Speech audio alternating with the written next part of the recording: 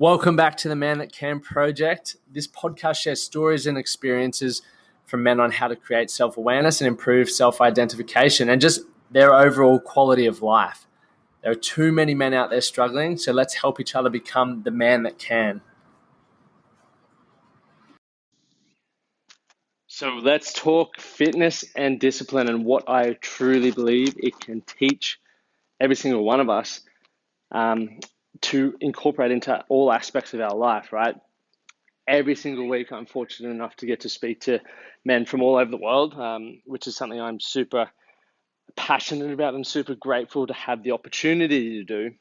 But what it enables me to see or understand is that there are a lot of patterns, right? And one of the things, obviously, from the backstory that helped me improve my quality of life, my self-awareness, my self-confidence, and just, so many other aspects of my life was fitness, and was learning to actually love fitness and have intention behind every time I walked into the gym or every time I, decided to move my body, which is, what I try to educate men on every single day now. So we all, understand, or if you don't, this hopefully this helps you understand, right? Our body is the only vehicle, we get complete control over. Okay, if we don't look after it, and I'm talking physically, mentally, emotionally, we cannot expect it to constantly show up for us every single day, right? Yes, it does some great things, and it fights illness, it heals itself from cuts. Mentally, it allows, or emotionally as well, it allows us to suppress trauma and stuff like that so we can carry on and continue to live our life, which I think is so incredible. While at the same time, though, it does take its toll, and it also leaves us, our conscious mind, with a responsibility to make sure that we're doing our best or finding a great balance even to fuel our body the best way. And when I'm talking about fuel, I'm talking about, once again, nutrition, what we put in our body, okay, but also how we fuel our minds, or what we put in our mind, what we fuel our thoughts with. Now, the correlation here, or the cool part about this, is when you look at fitness, right, and you then put that to discipline, all the stuff that we do, and when we become disciplined with our habits, the results generally follow. And I'm not saying they always do, nothing is guaranteed, but if we can be disciplined so enough to say we get a 16-week challenge. Now, in that 16-week challenge, you're generally gonna, or what I do with my clients is I sit down and work out what their goals are, their lifestyle, what their current lifestyle looks like, okay, what they would like to achieve in that lifestyle, in that 16 weeks, sorry. And then we break down what they're willing to commit.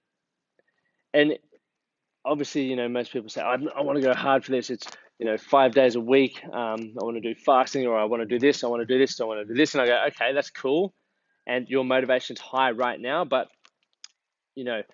studies show, and also results show, that most people lose that external motivation, or whatever it is, after about 10 days to 2 weeks, right? That motivation drops off and life gets back in the way. And we find it super hard to remain disciplined to the goals that we've set.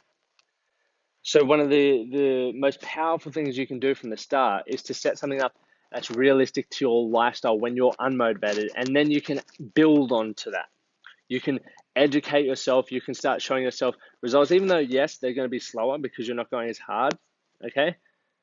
Once again, and when I'm saying this, is you can obviously pay for more accountability if you do want to go harder, but most people, once again, when they're building discipline by themselves, if you're just having no mentor or no support around you and you just want to go, make sure you choose something that is going to fit in with your lifestyle. It has to fit into your lifestyle.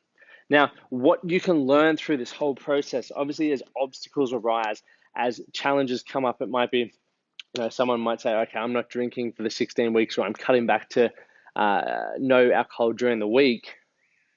Okay, over 16 weeks, I guarantee you that discipline is going to be tested.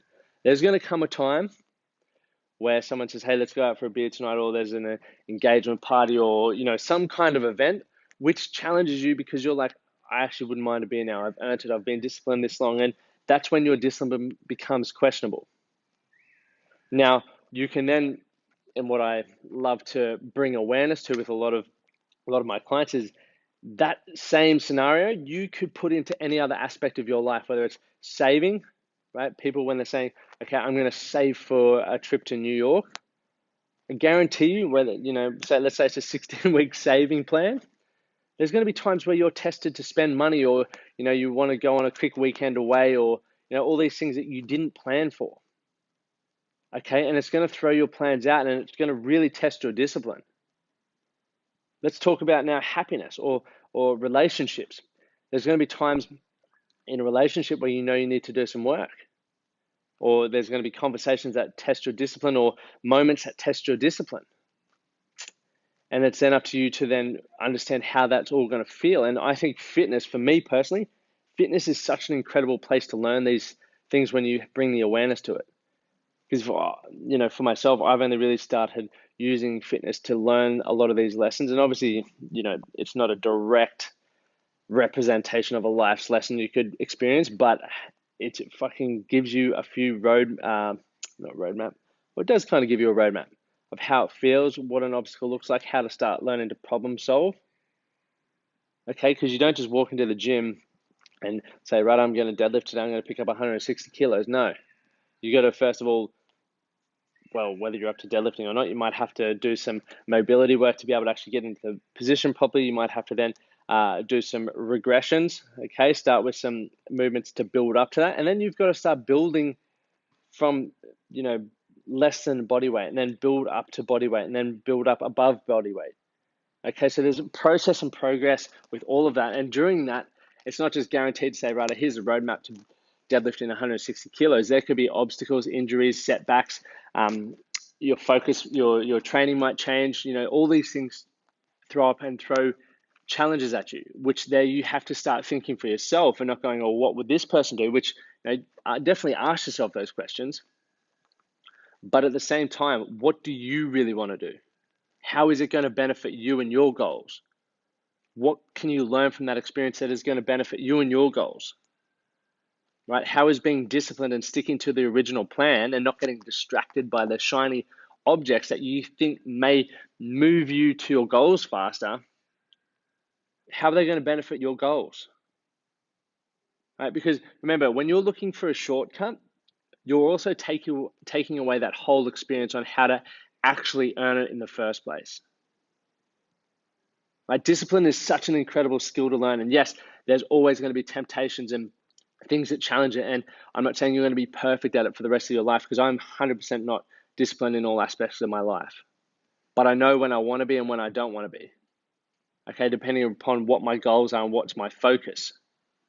Okay, but I at least have the awareness now to have the conversation with myself to see whether it's worth the, breaking my own rules that I've set or not.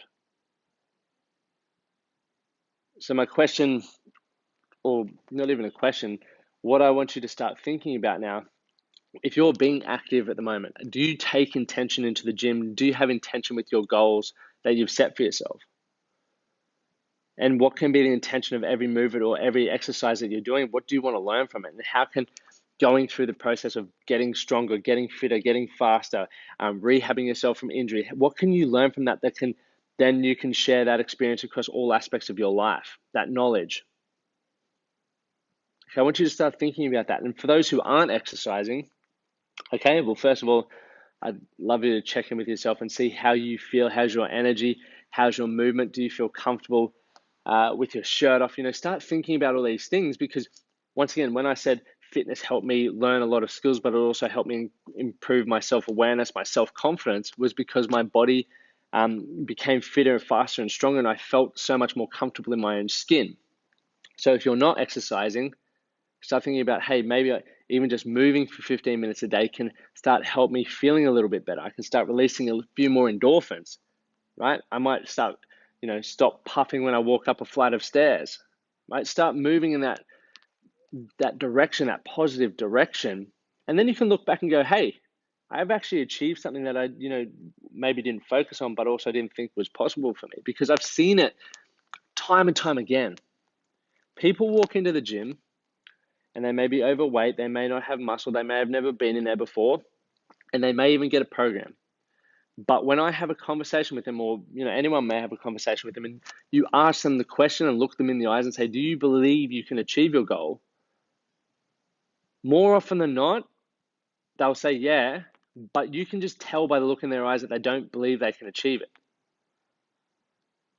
Now that's where setting small milestones or just getting moving, or consistency and discipline can help you achieve that, because even if you can focus on something that you're in control of, because once again, you're not in control of what shows up on the scales or how much weight. Yeah, you can be disciplined and you can control showing up at the gym, changing your training styles, adding weight to the bar, deloading, doing all those sorts of things. Yeah, you're in control of that.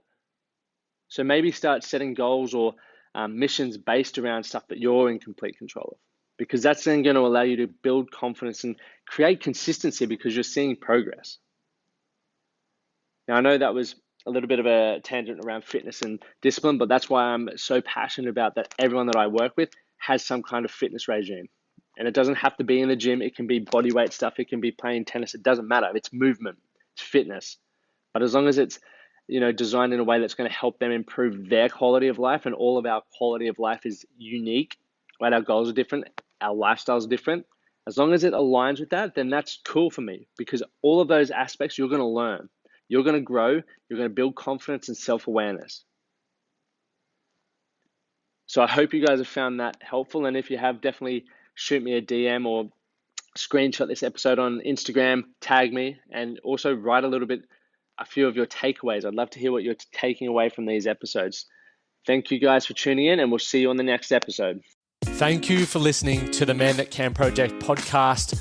My name is Lachlan Stuart, and I hope you enjoyed this episode and found it helpful. If you did, please take a moment to rate and review the Man That Can Project on your favorite podcast platform. And don't forget to subscribe to stay up to date with our newest episodes. We'll see you again next time.